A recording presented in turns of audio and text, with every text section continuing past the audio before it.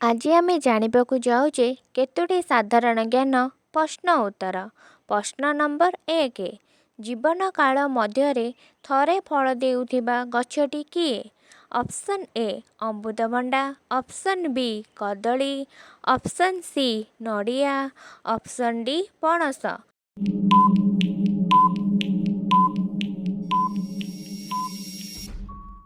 ତାହେଲେ ସଠିକ୍ ଉତ୍ତରଟି ହେଉଛି ଅପସନ୍ ବି କଦଳୀ।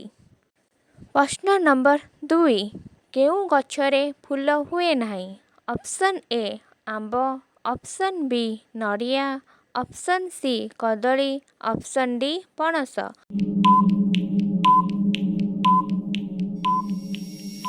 ତାହେଲେ ସଠିକ୍ ଉତ୍ତରଟି ହେଉଛି ଅପସନ୍ ଡି ପଣସ। ପ୍ରଶ୍ନ ନମ୍ବର 3। ଏକ ବର୍ଷରୁ କମ୍ ସମୟ ବଞ୍ଚୁଥିବା ଗଛଟି କିଏ? ଅପସନ୍ ଏ ଆମ୍ବ, ଅପସନ୍ ବି ଅମୃତଭଣ୍ଡା, ଅପସନ୍ ସି କାକୁଡ଼ି, ଅପସନ୍ ଡି ପଣସ।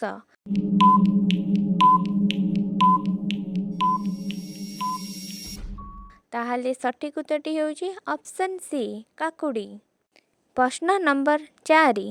କେଉଁ ଜୀବଟିର ଗୋଟିଏ ମାତ୍ର ଶିଙ୍ଗ ଥାଏ? ଅପସନ୍ ଏ ମହିଷୀ, ଅପସନ୍ ବି ଗଣ୍ଡା, ଅପସନ୍ ସି ଗାଈ, ଅପସନ୍ ଡି ହରିଣ।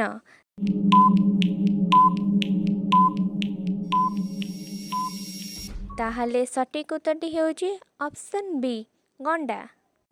ପ୍ରଶ୍ନ ନମ୍ବର 5। କେଉଁଟି ତୈଳବୀଜ ନୁହେଁ? ଅପସନ୍ ଏ ସୋରିଷ, ଅପସନ୍ ବି ଗହମ, ଅପସନ୍ ସି ରାଶି, ଅପସନ୍ ଡି ନଡ଼ିଆ।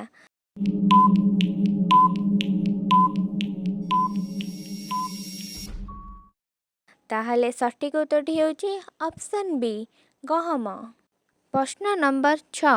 ଉଭୟ ଜଳ ଓ ସ୍ଥଳରେ ବାସ କରୁଥିବା ପ୍ରାଣୀ କେଉଁଟି?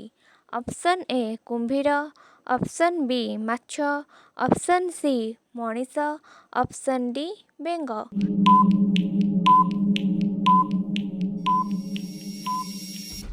ତାହେଲେ ସଠିକ୍ ଉତ୍ତରଟି ହେଉଛି ଅପସନ୍ ଡି ବେଙ୍ଗ।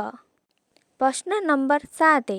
ଉଦ୍ଭିଦ ଖାଦ୍ୟ ପ୍ରସ୍ତୁତି ସମୟରେ କେଉଁ ଗ୍ୟାସ୍ ଗ୍ରହଣ କରେ? ଅପସନ୍ ଏ ଅଙ୍ଗାରକାମ୍ଳ, ଅପସନ୍ ବି ଅମ୍ଳଜାନ, ଅପସନ୍ ସି ଯବକ୍ଷାରଜାନ, ଅପସନ୍ ଡି ଉଦ୍ଜାନ।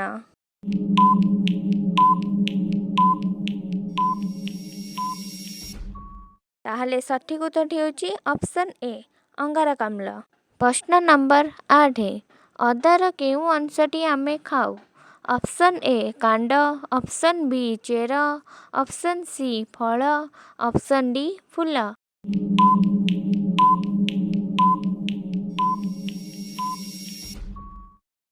ତାହେଲେ ସଠିକ୍ ଉତ୍ତରଟି ହେଉଛି ଅପସନ୍ ବି ଚେର। ପ୍ରଶ୍ନ ନମ୍ବର 9। ଶରୀରର କେଉଁ ଭିତର ଅଙ୍ଗକୁ ସଞ୍ଚାଳନରେ ମୁଖ୍ୟ ଭୂମିକା ନିଏ? ଅପସନ୍ ଏ ପାକସ୍ଥଳୀ, ଅପସନ୍ ବି ଫୁସ୍ଫୁସ୍, ଅପସନ୍ ସି ହୃତ୍ପିଣ୍ଡ, option D kidney.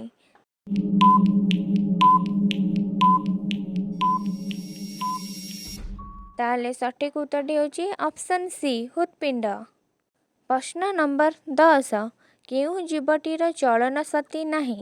Option A ହାତୀ, ଅପସନ୍ ବି ଗାଈ, ଅପସନ୍ ସି କୁମ୍ଭୀର, ଅପସନ୍ ଡି ଉଦ୍ଭିଦ।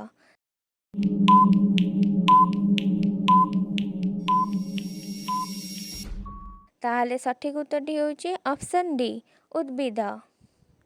ଆଜି ପାଇଁ ଏତିକି। ଯଦି ମୋ ଭିଡ଼ିଓଟି ଭଲ ଲାଗିଛି ତାହେଲେ ଲାଇକ୍ ଆଉ ସବସ୍କ୍ରାଇବ୍ କରିଦେବେ। ରହୁଛି। ଜୟ ଜଗନ୍ନାଥ।